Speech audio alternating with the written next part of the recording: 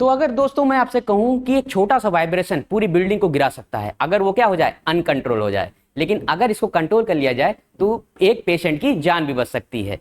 तो हेलो दोस्तों, मैं शोएब आप सबका स्वागत करता हूं अड्डा 24/7 के इस यूट्यूब चैनल पे। तो चलिए हम देखते हैं कि मैकेनिकल वाइब्रेशन को कैसे डील किया जाता है। हर साल इस चैप्टर से बहुत सारे क्वेश्चंस फ्रेम होते हैं। तो चलिए हम देखते हैं कि इसको किस तरीके से समझना है और इसमें कौन कौन से पैरामीटर्स को ध्यान में रखना है। तो सबसे पहले बात करें कि हमारे पास जो पोजीशन होती है वो तीन तरीके की पोजीशन होती है। कौन कौन सी? तीन तरीके की, लेकिन उसका मीनिंग क्या होता है? सेम होता है। तो जैसे कि पहली अगर बात करें तो पहली हमारी पोजीशन होती है मीन पोजीशन। कौन सी पोजीशन होती है? मीन पोजीशन होती है। तो दूसरी पोजीशन हमारे पास कौन सी होती है? Equilibrium position.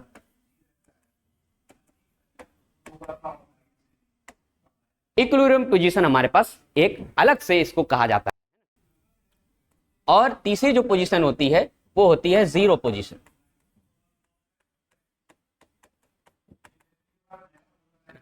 तो तीन जो पोजीशन हमारा जो इसमें कहा जा रहा है कि तीन पोजीशन है, तो तीनों का मीनिंग क्या है? तीनों का मीनिंग इसमें सेम है। ठीक है, तो तीनों को हम इसमें सेम तरीके से ट्रीट करेंगे। ये तीनों हमारी जो पोजीशन है सेम ट्रीट होंगी। तो इसमें आपको जरा सा भी कंफ्यूजन नहीं होना चाहिए और जरा सा भी डाउट नहीं होना चाहिए कि ये तीनों पोजीशन अलग अलग हैं। तो अलग अलग क्या है? इसका नाम अलग अलग है, पोजीशन क्या है? तीनों का मतलब सेम ही है। तो अब बात कर लेते हैं कि ये इक्विलिब्रियम पोजीशन, मीन पोजीशन और जीरो पोजीशन क्या होती है। तो ये इस तरीके की पोजीशन होती है कि इसमें नेट फोर्स जीरो हो जाए, ठीक है, और नेट टॉर्क भी जीरो हो जाए। सिस्टम को मीन पोजीशन से हम क्या करेंगे? डिस्टर्ब करेंगे। क्या करेंगे? मीन पोजीशन से डिस्टर्ब करेंगे। तो अब जब सिस्टम को मीन पोजीशन से डिस्टर्ब करेंगे तो उसमें क्या आएगा? मोशन आएगा। क्या आएगा? मोशन आएगा। तब डिस्टर्बेंस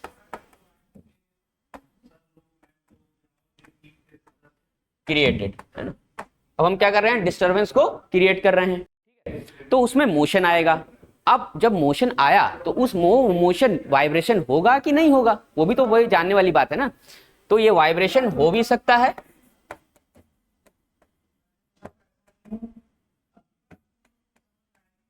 वाइब्रेशन पॉसिबल और वाइब्रेशन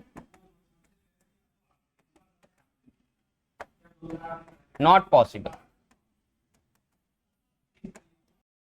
वाइब्रेशन पॉसिबल हो भी सकता है, नहीं भी हो सकता है। तो कौन सा ऐसा केस है जिसमें वाइब्रेशन हमारा पॉसिबल हो पाएगा? तो एक ऐसा मोशन है जो वाइब्रेशन को कंप्लीटली डिफाइन करता है।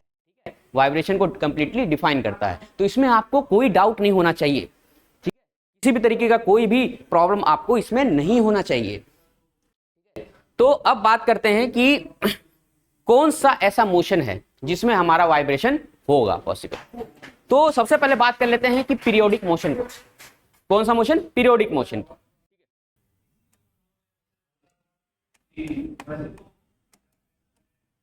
पीरियोडिक मोशन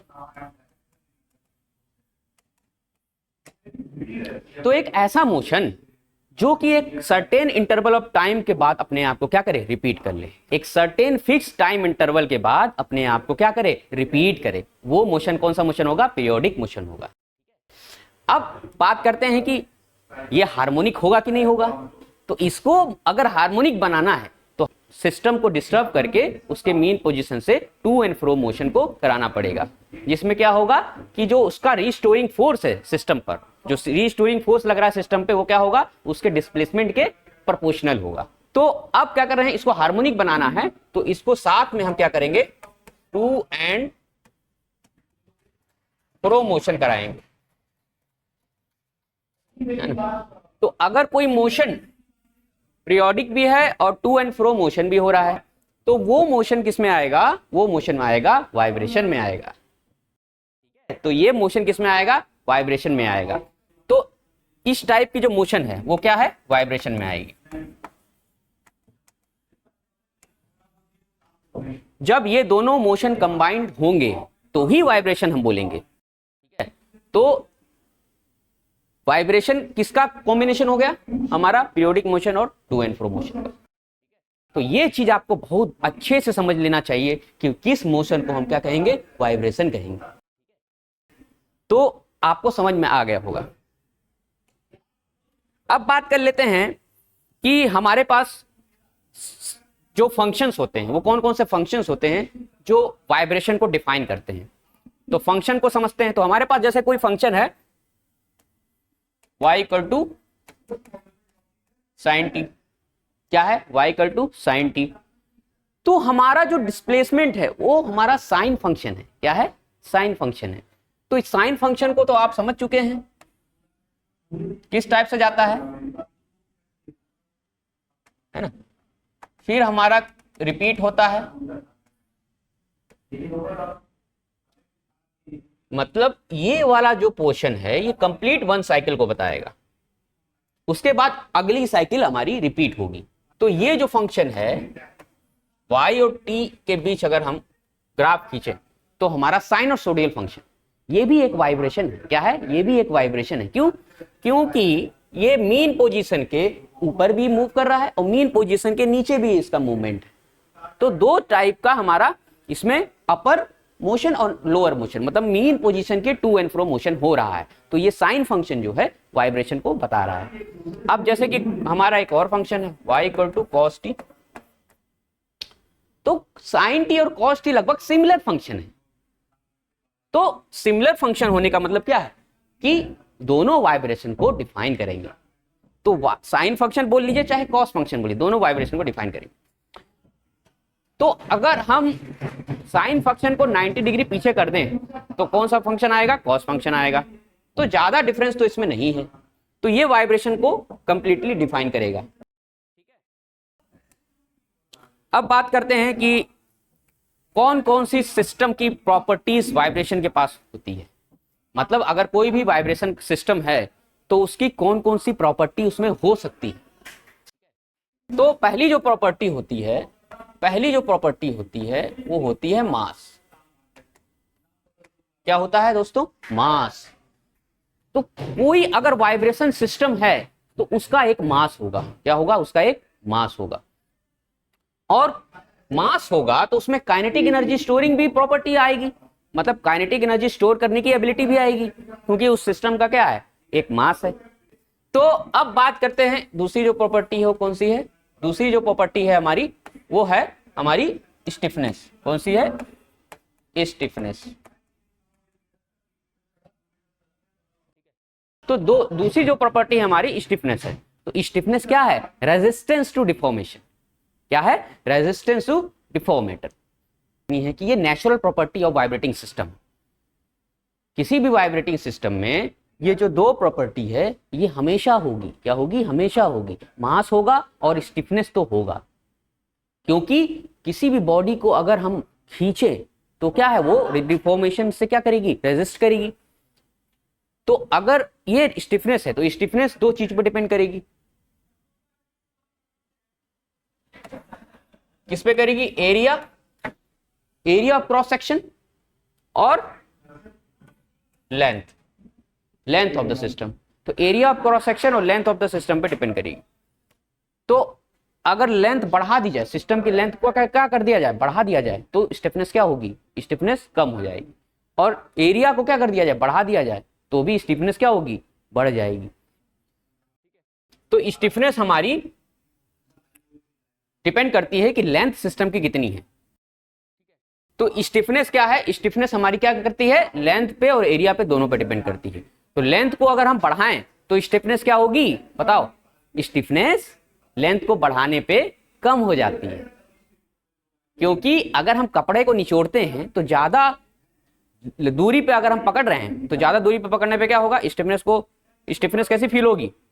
बहुत कम फील होगी।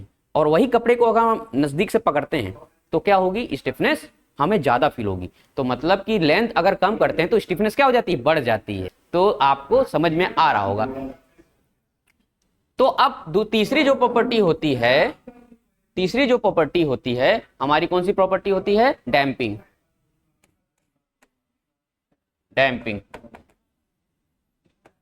डैम्पिंग क्या होता है? डैम्पिंग हमारा होता है रेजिस्टेंस टू मोशन, मतलब कि एनर्जी का लॉस कितना हो रहा है अगर उसमें काइनेटिक फ्रिक्शन आया है। तो काइनेटिक फ्रिक्शन के थ्रू एनर्जी का लॉस कितना हो रहा है वही हमारा क्या बता रहा है, डैम्पिंग बता रहा है। ठीक है, तो energy loss due to kinetic friction, energy loss due to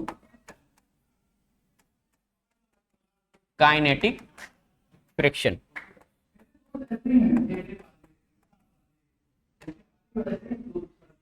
तो डैम्पिंग क्या है, डैम्पिंग नेचुरल प्रॉपर्टी नहीं है, ये तभी पिक्चर में आती है जब सिस्टम मोशन में आता है। मतलब जब मोशन स्टार्ट होता है तो ये पिक्चर में आता है, और सिस्टम में अगर काइनेटिक फ्रिक्शन आ रहा है तो एनर्जी को लॉस करेगा, कंजर्व एनर्जी नहीं रहेगी। तो ये क्या है, ये आर्टिफिशियल टाइप की प्रॉपर्टी जो सिस्टम में मोशन के बाद ही आएगी, है ना। जब सिस्टम में मोशन आएगा तो ही हमारी क्या होगी, एनर्जी डैम्पिंग आएगी। तो जैसे कि हमने बोला कि मास हो गया काइनेटिक एनर्जी स्टोरिंग प्रॉपर्टी, और हमारी जो स्टिफनेस हो गई वो हमारी पोटेंशियल एनर्जी स्टोरिंग प्रॉपर्टी हो गई, पोटेंशियल एनर्जी स्टोरिंग प्रॉपर्टी।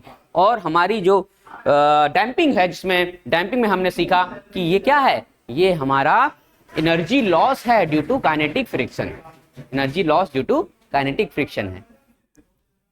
अब चौथी जो प्रॉपर्टी आती है वो कौन सी आती है, अनबैलेंस फोर्स।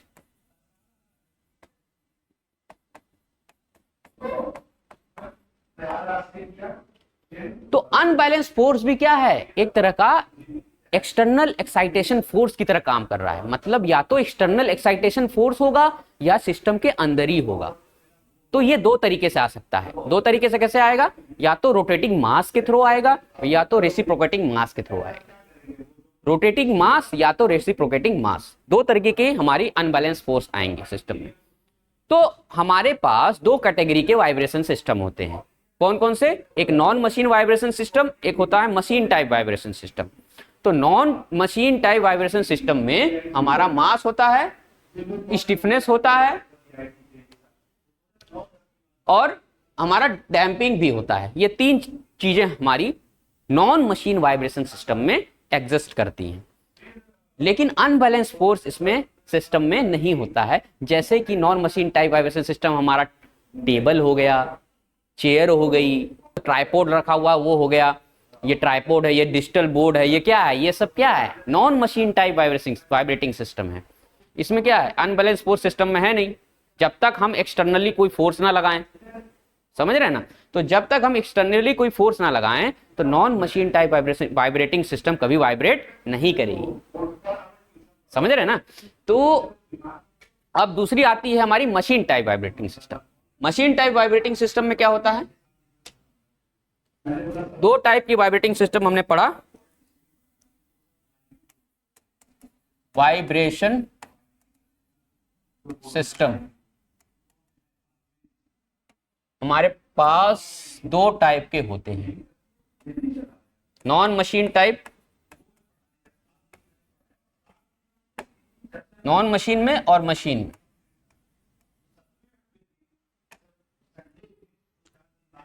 तो नॉन मशीन में हमारे पास क्या क्या होगा, मास होगा, स्टिफनेस होगा, डैम्पिंग होगा। तो ये तीन प्रॉपर्टी एग्जिस्ट करेंगी non machine type vibrating system में। और मशीन टाइप वाइब्रेटिंग सिस्टम में क्या क्या एग्जिस्ट करेगा, मास होगा, स्टिफनेस होगा और क्या होगा बोलिए, डैम्पिंग होगा और साथ में अनबैलेंस फोर्स।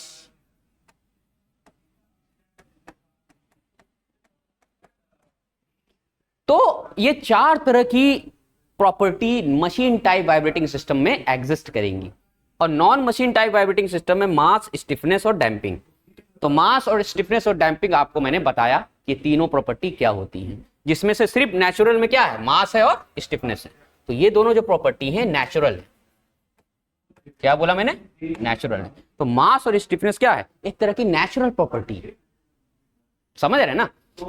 तो अब बात करें कि मशीन में कौन कौन से अनबैलेंस फोर्स क्रिएट होते हैं। अनबैलेंस फोर्स का मतलब होता है कि ऐसा फोर्स जो कि वाइब्रेशन को एक्चुएट करने में या उसको स्टार्ट करने में जो है रिस्पॉन्सिबल होता है। अनबैलेंस फोर्स क्या करता है, वाइब्रेशन को स्टार्ट करने में रिस्पॉन्सिबल होता है। तो वाइब्रेशन को दो तरीके के फोर्सेस जो है क्रिएट कर सकते हैं। एक तो होता है unbalance force due to rotating mass और एक होता है unbalance force due to reciprocating mass. तो ये हमारा दो तरीके से हो सकता है, रोटेटिंग मास और दूसरा रेसिप्रोकेटिंग।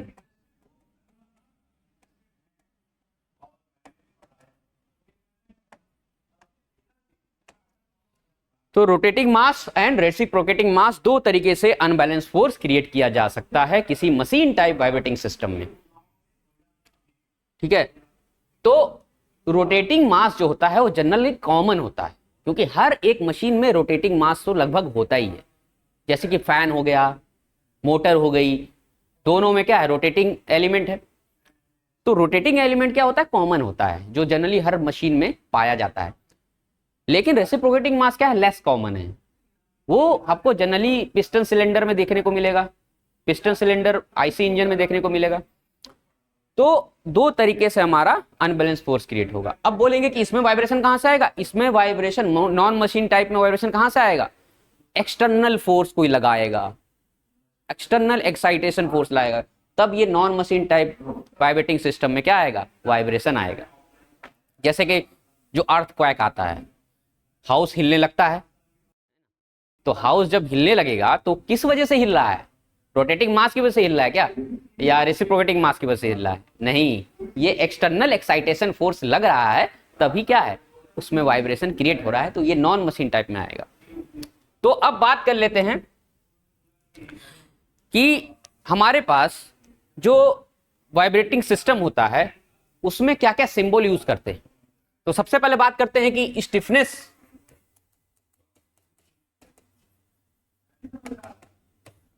स्टिफनेस का सिंबल क्या होता है।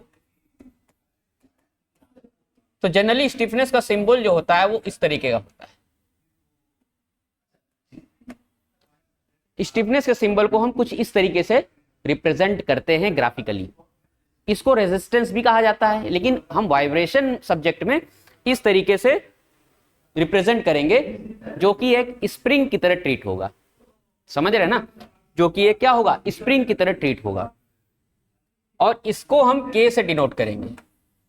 किससे डिनोट करेंगे, के से डिनोट करेंगे। जनरली एस से भी डिनोट करते हैं, लेकिन हम वाइब्रेटिंग सिस्टम में के से स्टिफनेस को डिनोट करेंगे। तो अब बात करते हैं कि एक साइंटिस्ट रहे हैं जिसका नाम है गैलीलियो। क्या नाम है, गैलीलियो। तो गैलीलियो ने क्या किया कि जो चार तरह की प्रॉपर्टी हमने बताई, तो चार तरह की प्रॉपर्टी में दो प्रॉपर्टी को उन्होंने क्या किया, ऑब्जर्व किया, बाकी दो प्रॉपर्टी उन्होंने नेग्लेक्ट कर दिया और दो प्रॉपर्टी को चूज किया, जो कि क्या है, नेचुरल प्रॉपर्टीज। तो नेचुरल प्रॉपर्टीज कौन कौन से मैंने बताया आपको, पहला बताया मास, और दूसरा क्या बताया हमने, स्टिफनेस। तो स्टिफनेस मैंने बताया और मास बताया, ये दोनों क्या है, natural property of the vibrating system में। तो गैलीलियो ने इन दोनों को लिया और सिंपल स्टडी किया कि इसका एनालिसिस करने पर उन्होंने क्या क्या पाया और क्या क्या देखा कि स्प्रिंग मास सिस्टम अगर हम लेते हैं तो उसमें कौन कौन से फैक्टर्स इन्वॉल्व होते हैं। तो चलिए देखते हैं कि हमारे पास अगर कोई स्टिफनेस है, मान लेते हैं कि हमारा कोई स्टिफनेस है और हमारे पास एक मास है, स्टिफनेस है और क्या है, मास है। तो इस तरह की जो सिस्टम है वो क्या है, वो नेचुरल प्रॉपर्टी को रख रही है, जिसमें डैंपिंग क्या है, जीरो है। तो डैंपिंग जब जीरो हो गई तो क्या होगा, डैंपिंग जीरो होने के बाद क्या होगा, एनर्जी का लॉस क्या होगा, नहीं होगा, बिल्कुल नेग्लिजिबल होगा। तो एनर्जी का लॉस क्या होगा, नेग्लिजिबल होगा। तो नेग्लिजिबल होने का मतलब कि ये वाइब्रेशन अपनी खुद करता रहेगा और एक्सटर्नल एक्साइटेशन फोर्स इसमें नहीं लगेगा। तो अब हम क्या करते हैं, ये हम मान लीजिए इसकी मीन पोजीशन है,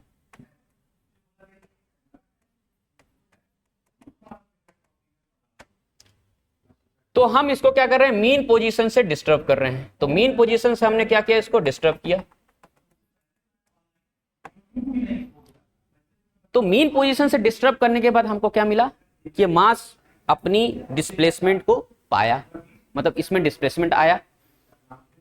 तो अब इस जो सिंपल सिस्टम है इसकी इक्वेशन कैसे बनेगी वो हम देख लेते हैं।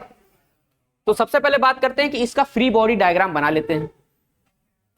तो इस मास का अगर हम फ्री बॉडी डायग्राम बनाते हैं, इनिशियली मान लेते हैं,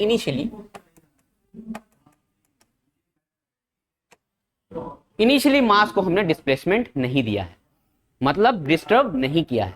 तो अब इसमें कौन कौन से फोर्स आएगा, एक इसका वेट आएगा, और ऊपर की साइड कौन सा फोर्स आ रहा था, KXI आ रहा था, मतलब स्प्रिंग फोर्स। लेकिन ये क्या है, ये तो बैलेंस्ड है, मतलब कि ये जो इसका वेट वाला फोर्स है वो इसके स्प्रिंग फोर्स के साथ पहले से ही बैलेंस्ड है। तो हम इसको क्या करेंगे, इसके जो ग्रेविटी फोर्स है इसको क्या करेंगे, हम नेग्लेक्ट कर देंगे। क्या करेंगे, नेग्लेक्ट करेंगे, क्योंकि पहले से ही क्या है, बैलेंस्ड है। अब हम बात कर लेते हैं कि ये जो मास है, अगर डिस्प्लेसमेंट लिए तो डिस्प्लेसमेंट के बाद हमारा कौन कौन सा फोर्स आ रहा है।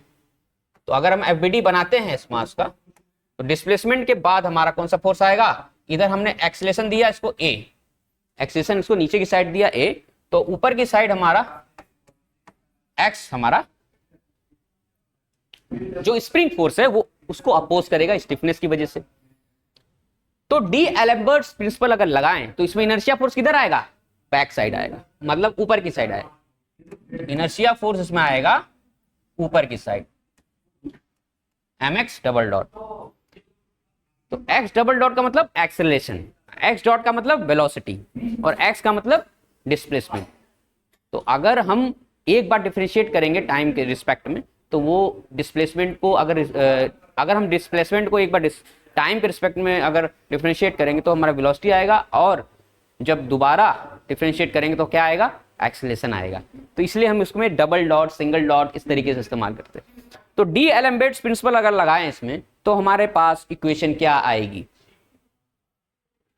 तो हमारे पास इक्वेशन क्या आएगी कि kx plus mx double dot equal to 0। तो वो कैसे, कि डी एलेम्बर्ट्स प्रिंसिपल क्या बोलता है कि जो एक्सटर्नल फोर्स हैं, जो सम है किसका, एक्सटर्नल फोर्स और इनर्शिया फोर्स के साथ जो सम है वो क्या हो जाएगा, 0 हो जाएगा।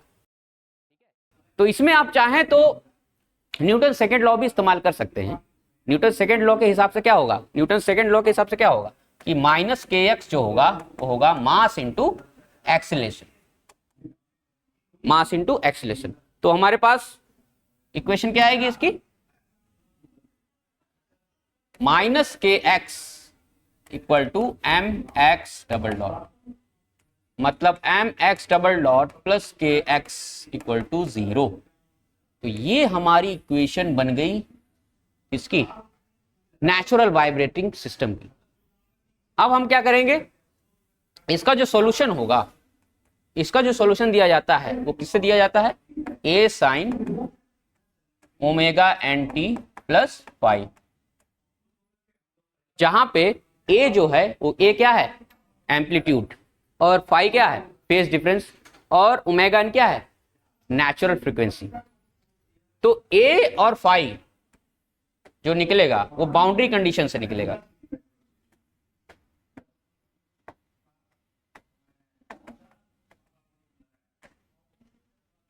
a और फाई किससे निकलेगा, बाउंड्री कंडीशन से निकलेगा। और बाउंड्री कंडीशन कौन कौन सी होंगी कि at t equal to 0, x equal to 0 and x dot equal to 0, ये भी हो सकती है, या at t equal to 0 x equal to x not x dot equal to 0, ये भी हो सकता है। या तीसरा क्या हो सकता है, at t equal to 0 x equal to 0 x dot equal to u। तो ये तीन टाइप की बाउंड्री कंडीशन हमारे पास एग्जिस्ट करेंगी, और इन तीन टाइप की बाउंड्री कंडीशन से हम क्या करेंगे, हम वाइब्रेटिंग सिस्टम में जो एम्पलीट्यूड है और जो फेज डिफरेंस है ये दोनों को क्या करेंगे, कैलकुलेट करेंगे। ये जो दोनों कांस्टेंट हैं ये क्या है, कांस्टेंट है। कॉन्स्टेंट्स हैं, इनको हम क्या करेंगे, हम बाउंड्री कंडीशन से निकालेंगे, जो हमने बाउंड्री कंडीशन अभी पढ़ी है। तो आपको समझ में आ गया होगा कि इसको हम किस तरीके से सॉल्व कर सकते हैं। और बात करें कि इसमें जो ओमेगा एन होगा वो ओमेगा एन कैसे आएगा, सिंपल, आप इसको क्या करिए, आप इसको x मानिए, क्या मानिए, x मानिए, सॉरी ये x होगा,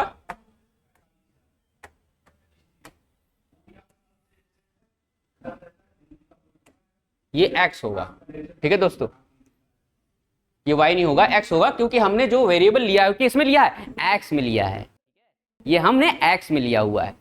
तो x equal to a sine omega n d plus phi हमारे पास हो जाएगा डिस्प्लेसमेंट का इक्वेशन। अब आप इसको क्या करो, एक बार डिफरेंशिएट करो, फिर दोबारा डिफरेंशिएट करो, वहां से हमको क्या मिलेगा, x डॉट मिलेगा और x डबल डॉट मिलेगा। तो x डबल डॉट को x में जब कन्वर्ट करके रखेंगे तो हमारे पास ओमेगा n आ जाएगा। ओमेगा n क्या आएगा हमारा, ओमेगा n जो आएगा वो आपको आएगा under root k by m. तो ओमेगा n हमारा क्या है, नेचुरल फ्रीक्वेंसी, क्या है, नेचुरल फ्रीक्वेंसी।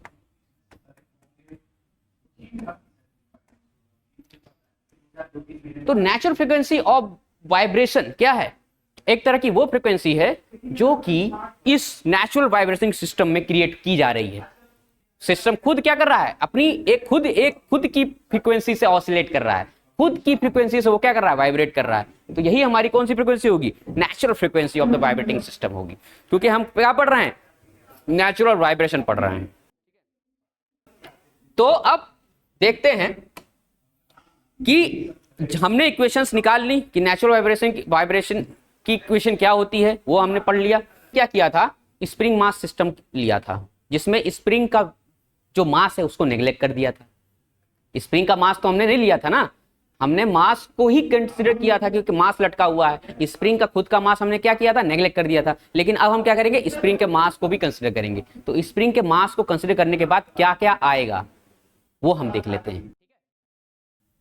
तो मान लीजिए हमारे पास कोई स्प्रिंग है, ये इसका एंड पॉइंट है, और इसका जो मास है वो क्या है, ms है। मान लेते हैं इस पूरी स्प्रिंग का मास क्या है, ms है, और इस पॉइंट के जो वेलोसिटी हमने दे रहे हैं, इस पॉइंट की वेलोसिटी v है।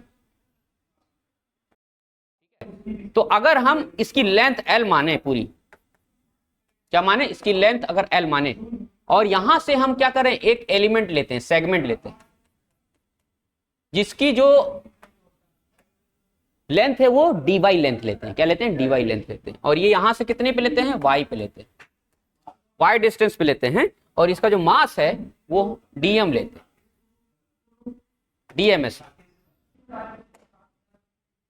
तो हम बात कर लेते हैं कि जो एलिमेंटल मास है, एलिमेंटल मास कितना होगा वो भी तो निकालना जरूरी है। एलिमेंटल मास हमारा जो होगा वो होगा mass of the spring divide by l into dy। तो dy लेंथ का कितना मास होगा वो हमको पता चल गया। अब हम बात करते हैं कि इसकी वेलोसिटी कितनी हो।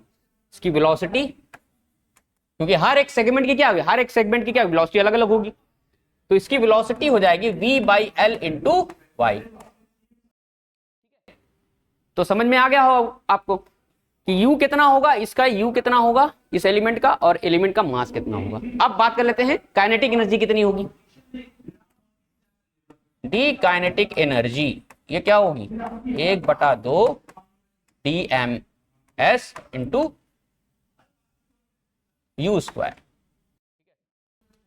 तो अब इसको अगर सॉल्व करेंगे तो कितना आएगा, ms by l into d y into u कितना है, v square by l square into y square. तो अब इसमें कुछ कैंसिल हो रहा है क्या, कुछ कैंसिल नहीं हो रहा है। तो हमारे पास क्या आ जाएगा, 1/2 ms वाई स्क्वायर अपॉन में l square into d Y.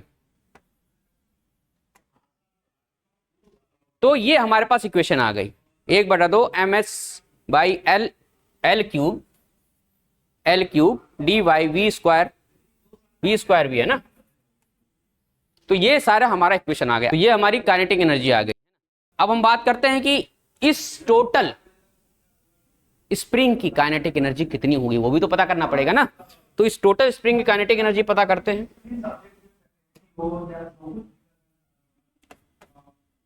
Total spring की काइनेटिक एनर्जी पता करने के लिए हमको क्या करना पड़ेगा, इंटीग्रेट करना पड़ेगा। काइनेटिक एनर्जी ऑफ स्प्रिंग 0 से L डी काइनेटिक एनर्जी हम क्या करेंगे, इसको निकालेंगे, देखते हैं कितना आता है ये। तो ये आएगा हमारा 1/2 ms v स्क्वायर अपॉन में L cube into d y, यही था हमारा। देख लीजिए अब 1/2 ms y square by L cube d y, right. y square भी है इसमें।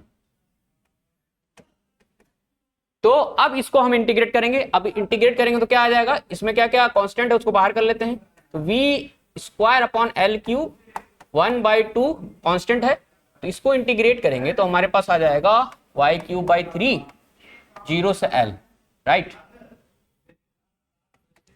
तो v square by L cube into 1/2 into L cube, limit रखेंगे L क्यूब बाई 3, तो L क्यूब से L क्यूब कैंसिल, तो ये ms भी है इंटू ms, तो 1/2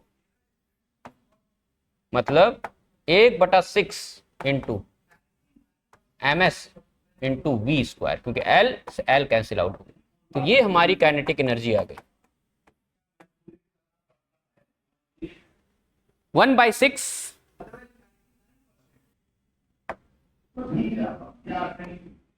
तो ये काइनेटिक एनर्जी ऑफ स्प्रिंग हमको मिल गई। काइनेटिक एनर्जी ऑफ स्प्रिंग हमको मिल गई कि किस तरीके से हम काइनेटिक एनर्जी ऑफ स्प्रिंग निकालेंगे। तो टोटल एनर्जी कितनी होगी वो भी हम देख लेते हैं। टोटल एनर्जी कौन कौन सी होगी,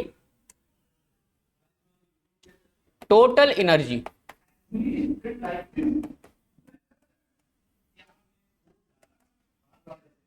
क्या होगी,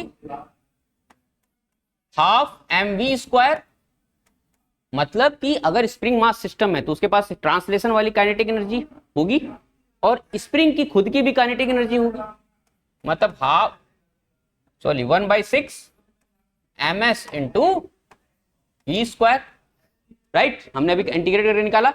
और क्या होगा, potential energy half k into x square. तो ये 3 टाइप की एनर्जी होगी हमारे पास, और ये एनर्जी क्या होगी, नेचुरल वाइब्रेशन में ये एनर्जी क्या होगी, कांस्टेंट होगी।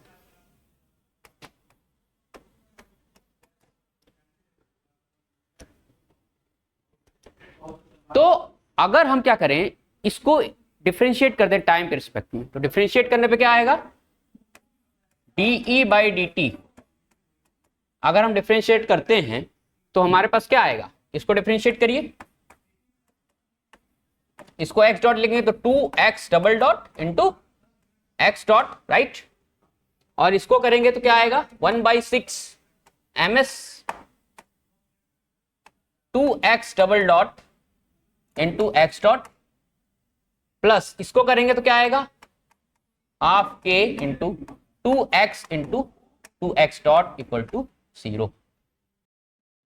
तो अब इसको सॉल्व करेंगे तो हमारे पास क्या बनेगा, इसको सॉल्व करेंगे तो 2x double dot m into x dot plus ms by 3, क्योंकि ये 2 3 जा 6 कटेगा, into x double dot x dot plus ये हमारा हो जाएगा k x dot into x equal to 0, right. अब इसको सॉल्व करेंगे तो हमारे पास क्या आएगा, ये 2 से 2 कैंसिल आउट हो रहा है, राइट। तो ये 2 से 2 कैंसिल आउट हो गया हमारा। तो हमारे पास क्या क्या बना, हमारे पास बन गया, अगर हम x डॉट से दोनों साइड क्या कर दें, डिवाइड कर दें, तो हमारे पास बन जाएगा mx double dot plus ms by 3 x double dot plus k x equal to 0, right. अब इसमें एक्स डॉट डबल डॉट हम क्या करें, कॉमन कर ले, तो m plus m s by 3 x double dot plus x के एक्स इक्वल टू 0। तो ये हमारा जो इक्वेशन आया, ये जो इक्वेशन आया, ये क्या आया, ये स्प्रिंग का मास जब हम लेंगे तो स्प्रिंग का मास लेने के बाद नेचुरल वाइब्रेशन का इक्वेशन क्या बनेगा वो हमने अभी देखा। अब बात करते हैं कि इसका नेचुरल फ्रीक्वेंसी कैसे लिखेंगे आप।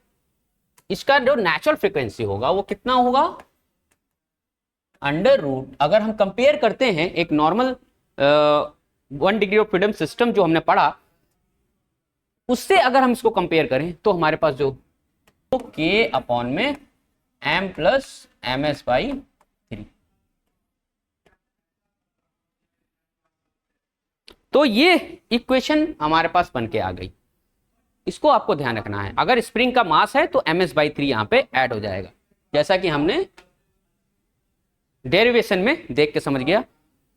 तो हमने dE/dt क्यों किया, क्योंकि हमको क्या निकालना है, इसकी इक्वेशन निकालनी है। और ये कांस्टेंट क्यों है, क्योंकि इसमें डैम्पिंग नहीं है जिससे एनर्जी का लॉस नहीं है, तो टोटल एनर्जी कंजर्व रहेगी, कांस्टेंट रहेगी और लॉस नहीं होगा। इसीलिए हमने टोटल एनर्जी ऑफ सिस्टम को निकाला और उसको डिफरेंशिएट करके इसकी इक्वेशन को भी निकाला। तो अब बात करते हैं कि नॉर्मल अगर हमारा स्प्रिंग मास सिस्टम है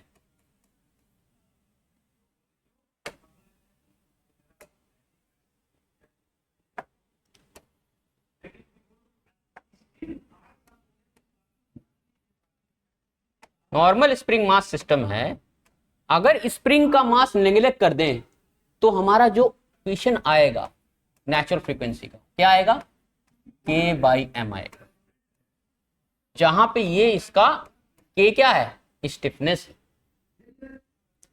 और अगर स्प्रिंग का मास यहां पे नेग्लेक्ट किया गया है, स्प्रिंग मास नेग्लेक्टेड, स्प्रिंग का मास नेग्लेक्टेड है, लेकिन हम यहां पे स्प्रिंग का मास कंसीडर किए हैं।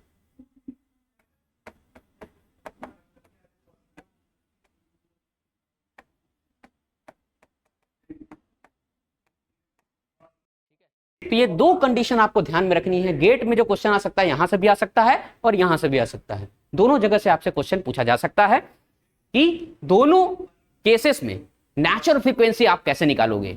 समझ गए। तो अब बात करते हैं कि स्प्रिंग की दो कॉन्फ़िगरेशन होती है। कितनी होती है, दो कॉन्फ़िगरेशन होती है।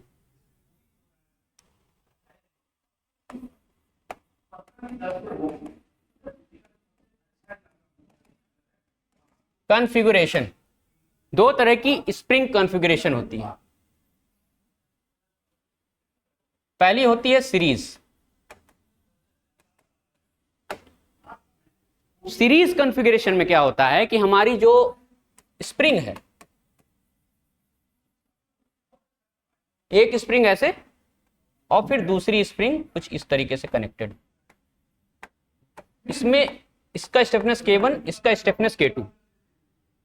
तो अब इसका इक्विवेलेंट स्टिफनेस कितना होगा, इसका इक्विवेलेंट स्टिफनेस जो होगा 1/K equivalent equal to 1/K1 plus 1/K2। ये आपको ध्यान में रखना। सीरीज कॉन्फ़िगरेशन क्या होता है। अब बात कर लेते हैं कि पैरेलल कॉन्फ़िगरेशन क्या होता है। पैरेलल कॉन्फ़िगरेशन में क्या होता है कि जो हमारा स्प्रिंग है वो कुछ इस तरीके से कनेक्शन में है, K1 और K2 इस तरीके से कनेक्टेड है। तो इसका जो इक्विवेलेंट स्टिफनेस होगा, इस सिस्टम का इक्विवेलेंट स्टिफनेस क्या होगा, इक्विवेलेंट स्टिफनेस जो होगा वो कुछ नहीं, इन दोनों का सम होगा। तो ये दोनों कॉन्फ़िगरेशन आपको ध्यान में रखना है। ये दोनों कॉन्फ़िगरेशन में एक कॉन्फ़िगरेशन आपको मिल सकता है, तो ये दोनों कॉन्फ़िगरेशन आपको समझना होगा।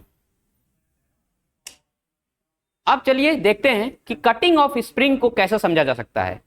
अगर हमारे पास कोई स्प्रिंग है जिसकी लेंथ क्या है, L है, उसको हम कितने भी डिवीजन कर लें तो हर एक डिवीजन का स्टिफनेस कितना होगा वो भी हमको समझना पड़ेगा। तो चलिए देखते हैं कि अगर कटिंग करें, कटिंग ऑफ स्प्रिंग,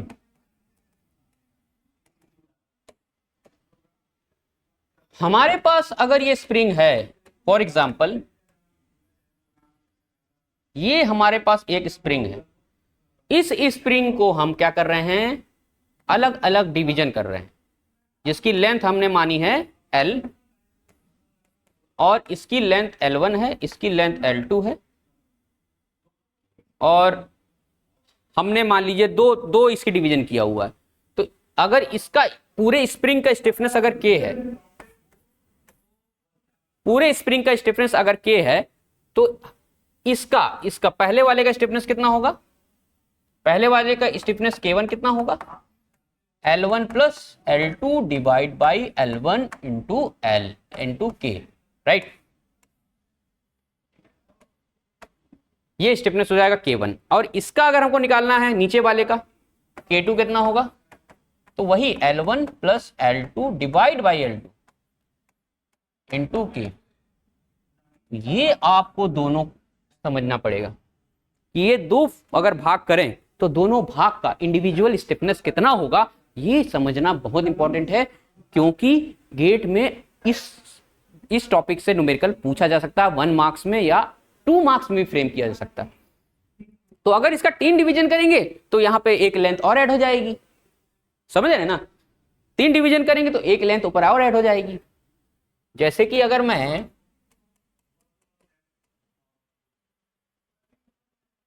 इस तरीके से मैं एक डिवीजन ये कर दूं, दूसरा डिवीजन ये कर दूं, तीसरा डिवीजन ये कर दूं, अगर L1 ये है, L2 ये है, L3 ये है, तो इसका स्टिफनेस कितना होगा, इसका स्टिफ K1 क्या होगा इस केस में, L1 plus L2 plus L3 divide by L1 to K कर दो, ये K1 हो जाएगा। इसी तरीके से K2 क्या होगा, L1 plus L2 plus L3 divide by L2। तो इस तरीके से कटिंग ऑफ स्प्रिंग को आप डील करोगे।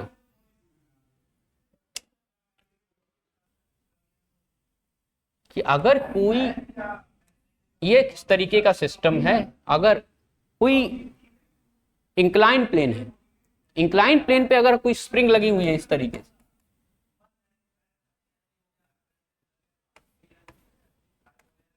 इस पे अगर मास है, इस पे इस तरीके का मास है, अगर हम इसको डिस्टर्ब करते हैं इसकी मीन पोजीशन से, तो इसको अगर मैं डिस्टर्ब करूं, इसकी मीन पोजीशन से डिस्प्लेसमेंट दूं, तो इसमें जो वाइब्रेशन होगा वो किस प्लेन के लॉन्ग होगा, ये हमारा इंक्लाइंड प्लेन के लॉन्ग।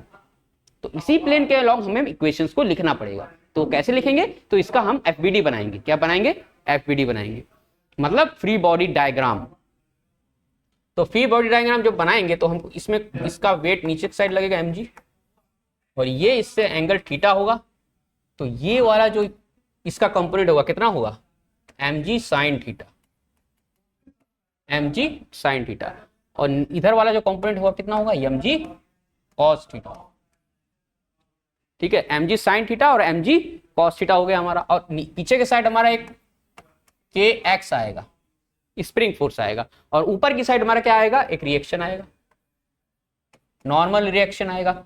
फ्रिक्शन होगा क्या, नहीं होगा, क्योंकि ये स्मूथ प्लेन मान रहे हैं और एक नेचुरल सिस्टम है, नेचुरल वाइब्रेशन की सिस्टम है, तो किसी भी तरह की कोई भी डैम्पिंग नहीं है इसके अंदर। तो हमारा ये सिस्टम क्या है, एक स्मूथ प्लेन पे, वो खुद अपने खुद से वो नेचुरल फ्रीक्वेंसी से वो क्या करेगा, वाइब्रेट करेगा।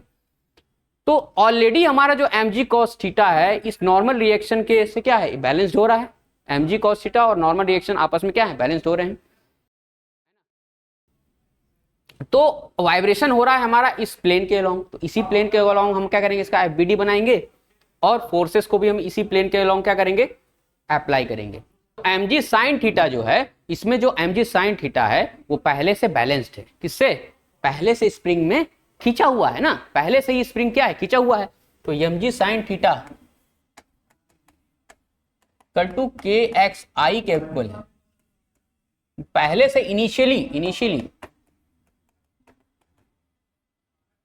इनिशियली हमारा क्या है, इनिशियली हमारा बैलेंस्ड है mg sin थीटा।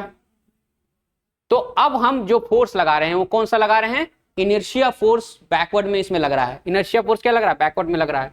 तो इसके बैकवर्ड में एक और फोर्स आएगा, कौन सा फोर्स आएगा, इनर्शिया फोर्स आएगा। इनर्शिया फोर्स क्या आएगा, mx डबल डॉट आएगा। तो ये सिस्टम जो है कौन कौन से फोर्स को एक्सपीरियंस करेगा, एक हमारा माइनस के एक्स जो होगा mx डबल डॉट के इक्वल होगा। तो मतलब mx डबल डॉट जो होगा प्लस के एक्स इक्वल टू 0। मतलब हमारा पास ये इक्वेशन आ जाएगी। समझ गए। तो मतलब कि ओरिएंटेशन से कोई फर्क नहीं पड़ता, जो इक्वेशन होगी वो हमारी सेम वही इक्वेशन आएगी जो हमने वर्टिकली उसको ऑसिलेट कराया था, डिस्टर्बेंस दिया था। तो इक्वेशन हमारे पास क्या आ जाएगी, सेम आ जाएगी, चाहे वो हॉरिजॉन्टल हो चाहे वो वर्टिकल हो। तो वर्टिकल प्लेन पे भी जो वाइब्रेशन होगा वो सेम होगा और हॉरिजॉन्टल प्लेन पे भी सेम होगा। तो इसकी भी जो इक्वेशन होगी वो सेम आएगी। ये कोई मास अगर है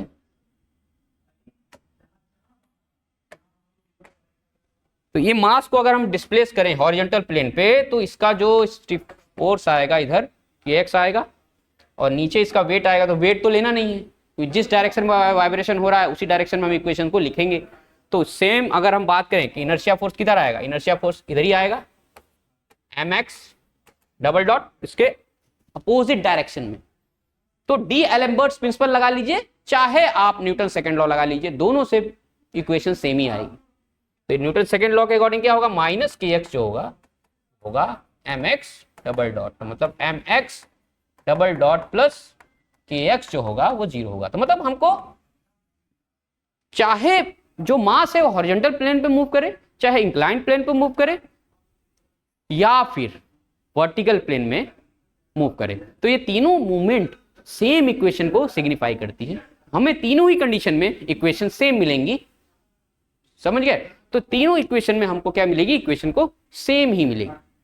तो ये हमारा हो गया नेचुरल वाइब्रेशन। तो आई थिंक आप सबको डाउट क्लियर हुआ होगा कि तीनों कंडीशंस में हमें वाइब्रेशन की इक्वेशन सेम मिल रही है। और हमने पढ़ा कि कौन कौन सी प्रॉपर्टी होती है सिस्टम में, और नेचुरल प्रॉपर्टीज क्या होती हैं और आर्टिफिशियल प्रॉपर्टीज क्या होती हैं, non machine type vibrating system, machine type vibrating system. तो ये सारी चीजें हमने एक एक करके क्लियर किया और आई थिंक आप सबको समझ में आया होगा। और धन्यवाद हमारे सेशन को अटेंड करने के लिए। ऐसे ही अच्छी अच्छी वीडियोस आपके लिए मैं लाता रहूँगा और आपसे मैं मिलता रहूँगा। तो इसी सेशन को यहीं एंड करते हैं और मिलते हैं नेक्स्ट सेशन में। तब तक के लिए गुड बाय, जय हिंद, जय भारत।